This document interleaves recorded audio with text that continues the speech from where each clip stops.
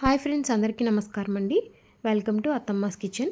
ఈరోజు అత్తమ్మ చేతితో నాటుకోడి కర్రీ టేస్ట్ ఈక్వల్గా ఉండే సొంటాం చికెన్ కర్రీ ఏ విధంగా తయారు చేసుకుంటారో చూద్దామండి.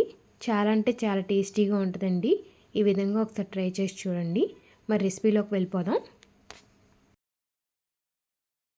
దీనికోసం మనం ముందుగా 1 కేజీ శుభ్రం చేసి పెట్టుకున్న చికెన్ అయితే తీసుకున్నామండి.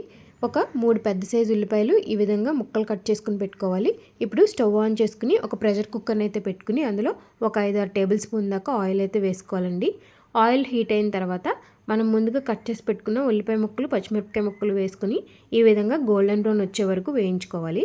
ఇప్పుడు శుభ్రం చేసి పెట్టుకున్న చికెన్ ఇందులో వేసుకుని ఒక 2 నిమిషాల పాటు కుక్ చేసుకోవాలి.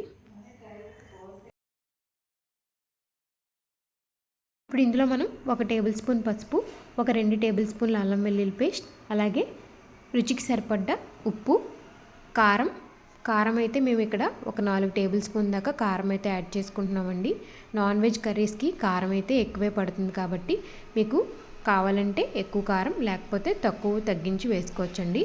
ఈ విధంగా వాటర్ అంతా పైకి వచ్చే వరకు చూసుకున్నాక మనం ఒక గ్లాస్ వాటర్ని అయితే యాడ్ చేసుకోవాలండి. ఒక 15 మినిట్స్ దాకా కుక్ చేసుకున్న తర్వాత ఒక టమాటోని అయితే కట్ చేసుకుని ఈ విధంగా కుక్ అవుతున్నప్పుడు వేసుకుంటే చాలా టేస్టీగా ఉంటుందండి కర్రీ అనేది. ఇప్పుడు చికెన్ అయితే విజిల్స్ వేయించుకుందామండి. ఒక 4 విజిల్స్ అయితే సరిపోతుందండి.